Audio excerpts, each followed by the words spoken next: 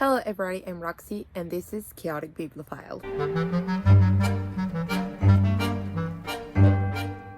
Here today with my most unpolished video to date. We don't know what the future holds. In the most unflattering angle, I'm literally just recording with my iPad on my bed. It just occurred to me that I wanted to film this video. Long story short, I love Women in Translation Month. I did a TBR and I did a wrap-up last year, which was my first year participating officially. In case you don't know what that is, it is a non-booktube readathon. It started, I don't know if on Twitter or on Instagram, but it's like a bookish thing of reading women in translation, but it was made into a booktube thing by several booktubers, all of which will be linked down below. I love all their channels, and I actually commented, I think Jennifer's video, that I wasn't going to film a TBR this year. I thought I was going to be moving at the beginning of August, and as it turns out, I'm going to be moving at the end of August. So I have time to participate officially in the readathon. I am very excited to show you my possibility pile. So I'm going off mood reading, but if you have any recommendations on any of these books, please do let me know what I should pick up. The range is amazing. Oh, by the way, there are challenges. I don't remember what they are, but I think all of these might fulfill the challenges. I'm excited about that. Let's begin with this book by Jhumpa Lahiri, Where I Find Myself, maybe? I don't know the name in English. In Spanish is Donde Me Encuentro. And you might be wondering, Jhumpa Lahiri writes in English. What are you talking about? This is actually her Italian debut. I think her debut, but well, it's in Italian. It's translated from Italian by Celia Filipetto. Oh, great. Female translator as well. Yes. In case you don't know, Jhumpa Lahiri loves Italian and she is an Italian translator, and she's actually the editor of the Penguin Book of Italian short stories or modern short stories. Anyways, I'm very excited. I really want to read that book. But anyways, the point is she feels a really strong connection to Italian, and I think she explores that in her nonfiction, which I totally want to check out, by the way. I've read only a short story by her before. I really want to read her novels. I just haven't gotten around to it yet, but I'm very excited to start with this. This is about a woman who I think is older, or at least middle-aged. She is a bookseller, I think. I know a bookshop is involved. A woman walking around town, thinking about her life. Yes, please. Yeah. Let's continue with a pairing. This is, again, a Spanish edition. Sorry, a lot of these are translated into Spanish. But you know, I always credit the translators in English as well, and I try to find editions in English. So do not despair. This is She So Loved by Melania Mazzucco. In Spanish is Ella Tan Amada.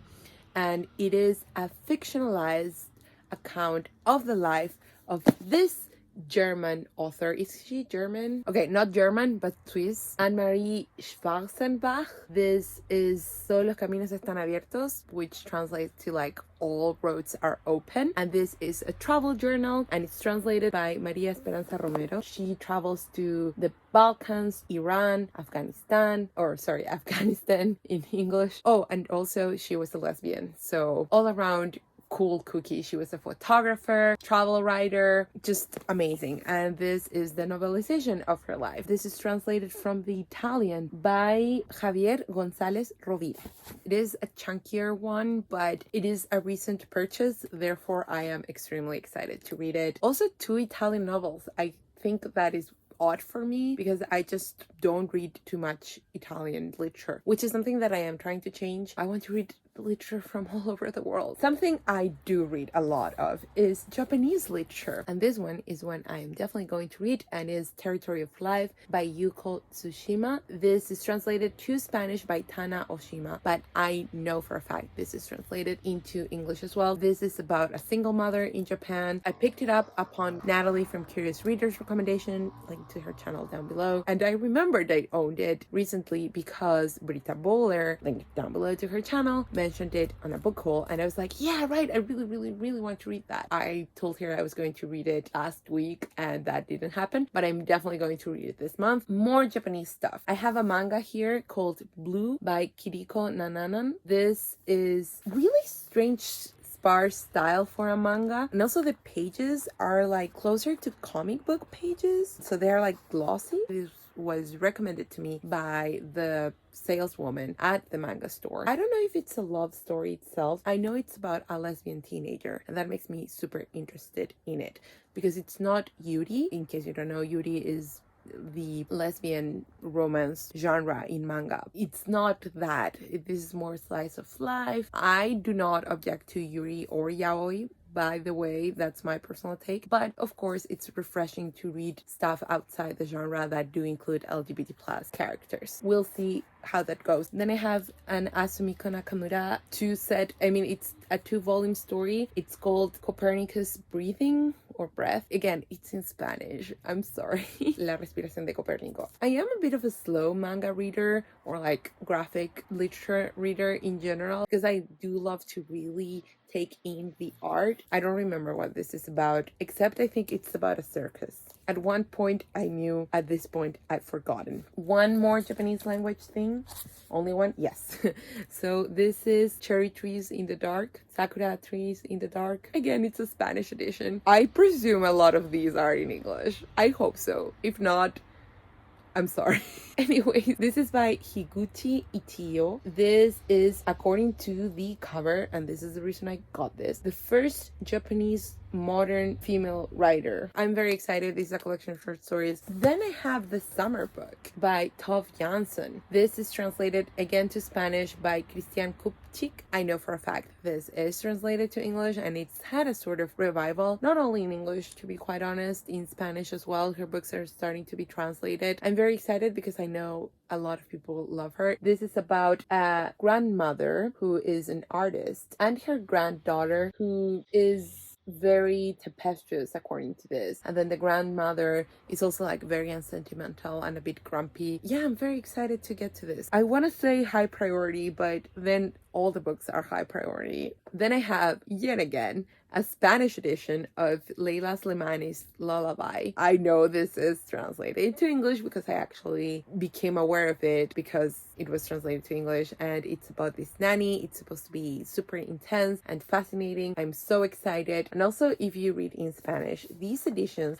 by Cabaret Voltaire are amazing. They translate a lot of French literature, but not only from authors born in France. And I think that is such a brilliant effort to, I don't know if decolonize the language is exactly right, but to sort of group the language as a global phenomenon, especially languages that are spoken and have literature in so many different countries, all of that into one publisher, I think is great. I don't know if that makes sense. I'm super sleepy, but I'm very excited. This is supposed to be super engrossing, super tense. I hope I get to read it in August. I also have a play, Life times 3, I think. That's how you read it. Life X3. No, by Yasmina Reza. Translated, of course, by Christopher Hampton. Yasmina Reza is one of my favorite playwrights. She wrote Art and the God of Carnage, which I love. And I think earlier this year, or was it last year, I read Conversations After a Burial, and I didn't love that as much. Actually, I didn't like it very much at all. But I am very excited about this, which is about a marriage that is putting their son to bed, and then an unexpected knock at the door throws them into disarray. Hubert and Inez have arrived for dinner a day earlier than expected. So it sounds just a little bit weird, just a little bit absurd in that way that Yasmina Reza does so well. So I'm very excited. I know I keep saying this, but because this is a different genre, I do think it is higher priority than, reading only novels. And finally, I have 6 novels by Colette here. I recently talked about this, maybe not so recently. I don't know what is time anymore. But I talked about this in a book haul, which I'm going to link down below and in the eye as always. I want to read at least one of these novels. So I am leaning towards Claudine at School, Gigi, because it's so famous, or Music Hall Sidelights, because it involves a music hall and I am that basic in that way. Let me know if you have a specific Colette recommendation. I would be very interested in that. Oh, and this is translated to the English by Antonia White. Those are all the books that I am going to valiantly attempt to read as a way of coping with the chaos that is my existence at the moment. I am being dramatic. Everything is okay. I hope you liked this video. If you liked it, please give it a thumbs up. Please subscribe and comment. Have you read any of these books? Do you want to read any of these books? Are you participating in Women in Translation Month? And if so, what are you reading? Or if you have a TBR, please leave it down below and I'll check it out as soon as possible. I watch a lot more videos than I comment on, but I'm trying to get better at commenting. It's just life. Anyways, that's it. See you next time. By the way, if you're curious about this guy, he is a giant dog and his name is Beowulf. By the way, filming this just keeps reminding me that I need to finish my poetry translation final. I'm translating Pound into Spanish and it's a challenge, guys. Ezra Pound is hard. I mean, I really like him as a poet, but yeah.